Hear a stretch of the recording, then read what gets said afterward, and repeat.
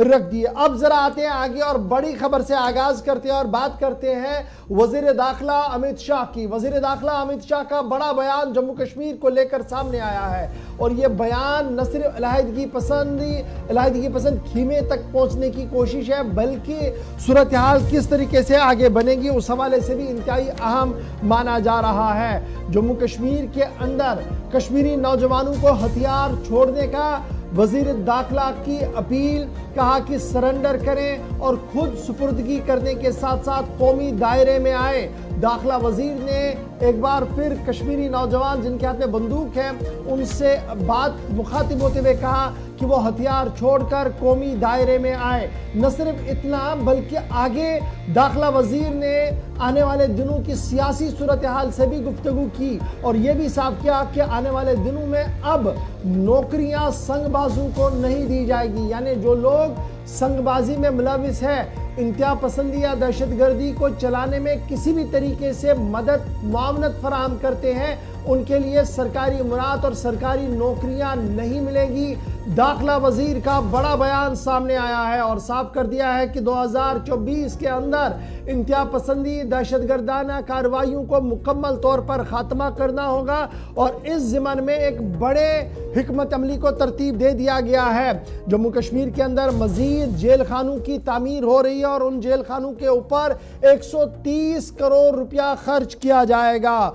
पहली बार 30 साल के वक्फे के बाद श्रीनगर के अंदर मुहर्रमुल हराम का जुलूस बरामद हुआ, जो पुरअमन इख्तिताम पजीर हुआ, जो इस बात की दलील है कि वजीर आजम की सरबराही में जो हुकूमत चल रही है और लेफ्टिनेंट गवर्नर जिस तरीके से इक़दाम उठा रहे हैं वो तरक्की और खुशहाली की ओर गामजन है। दाखिला वजीर का बड़ा दावा यह है कि हालात बदल रहे हैं और सुप्रीम कोर्ट ने भी इसकी अक्कासी की है। 10,000 से ज्यादा होम स्टेज बनाए गए हैं ताकि यूनियन टेरिटरी के अंदर दहशतगर्दी से नहीं बल्कि सयाहत से दोबारा अपना मकाम हासिल हो। दाखिला वजीर का बड़ा बयान कि अब संगबाजों को नौकरी नहीं मिलेगी, इंतहा पसंदी और दहशतगर्दाना कार्रवाइयाँ चलाने वाले अफराद के खिलाफ भी कार्रवाई होगी।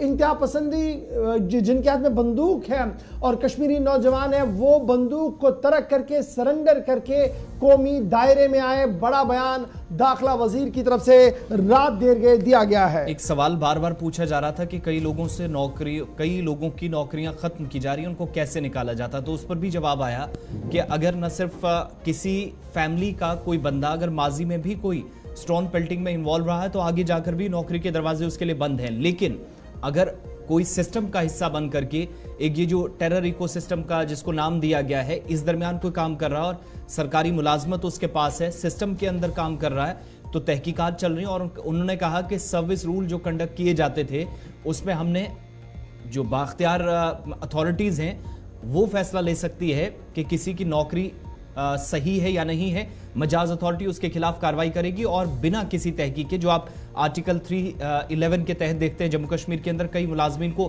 बरतरफ अब तक किया गया। वज़ीर दाखिला की ये बात भी सुनाएंगे, लेकिन साथ साथ जेलों के मुतल्लिक और ये क्लियर उन्होंने कर दिया एक बार फिर से इस मिलिटेंसी के मुकम्मल खात्मे के लिए या जो टेररिज्म का ये जो इकोसिस्टम पूरा बना है इसके खिलाफ कार्रवाई हम जिस हिसाब से सरहदों पर कर रहे हैं उस हिसाब से शहरों के अंदर भी, और उसमें NIA SIA की तरफ से तहकीकात और पिछले सिस्टम को या सरकार को हदफ तनकीद बनाते हुए कहा कि जब SIA NIA की तर्ज पर काम कर सकती थी, इतने बड़े केसेस हमारे पास थे, करोड़ों रुपए की जायदाद कई लोगों के पास गैर कानूनी तौर पर थी, बैंकों के अंदर पैसा मौजूद था जो जम्मू कश्मीर में हालात खराब करने के लिए इस्तेमाल किया जाता था, तो इसकी जरूरत क्यों महसूस नहीं की गई। 6 बड़ी बातें जो कि राज्यसभा के अंदर कुछ सवालों के जवाब भी बताइए जरा फटाफट से प्ले कीजिएगा। दाखिला वजीर साहब क्या कुछ कह चुके हैं, क्योंकि मामला जम्मू कश्मीर का है और मामला सियासत से भी जुड़ा हुआ। दाखिला वजीर को फटाफट से सुनते हैं और उसके बाद एक और बड़ी खबर पर आते हैं। तिरंगा फहराने के लिए भारत के हिस्से पर सेना को दखल करना पड़ता था, वही लाल चौक में 26 जनवरी को घर घर तिरंगा फहरा गया। मान्यवर कहते हैं क्या परिवर्तन आया है। 30 साल से थिएटर बंद थे, थिएटर नहीं चलते थे कश्मीर में।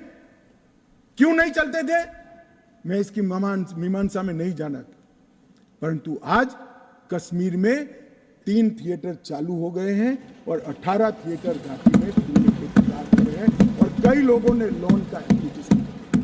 मान्यवर, शूटिंग नहीं होता था।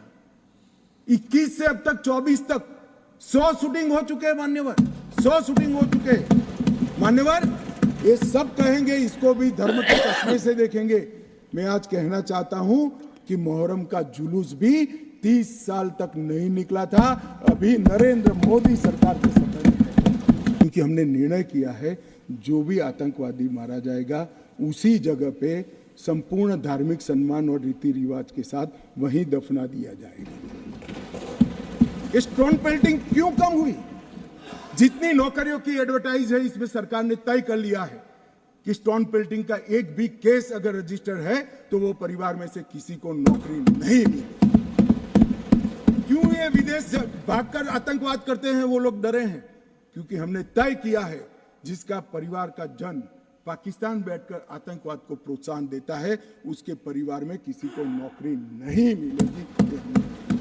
मान्यवर, हमने तय किया है कि जो टेलीफोन रिकॉर्ड के आधार पर प्रस्तापित होता है कि किसी का परिवार का व्यक्ति लिप्त है आतंकवाद को बढ़ावा देने में, तो नौकरी में है तो भी उसको डिसमिस करने के सर्विस रूल्स हमने बनाए। मान्यवर, जेल अड्डा बनकर पड़ी रही थी। नरेंद्र मोदी सरकार ने जेलों के अंदर जैमर लगाकर सख्ती लगाने का काम किया है और 105 करोड़ की लागत से एक नई जेल बन रही है जो सिर्फ टेररिस्टों के लिए बनेगी। मैं विश्वास के साथ कहता हूं वो जेल की सुरक्षा कोई भेद नहीं पाएगा और टेररिज्म के अंदर कोई अपना योगदान नहीं देगा। मान्यवर, और पाक ऑक्यूपाई कश्मीर की 24 सीटों को आरक्षित रखा गया है क्योंकि हम अभी भी मानते हैं, कोई जिसको जो बोलना है वो बोले। इस सदन में बोला हुआ शब्द इतिहास बनता है। मैं आज फिर से कहना चाहता हूं, पाक ऑक्यूपाई कश्मीर भारत का है, हमारा है और हमसे कोई नहीं।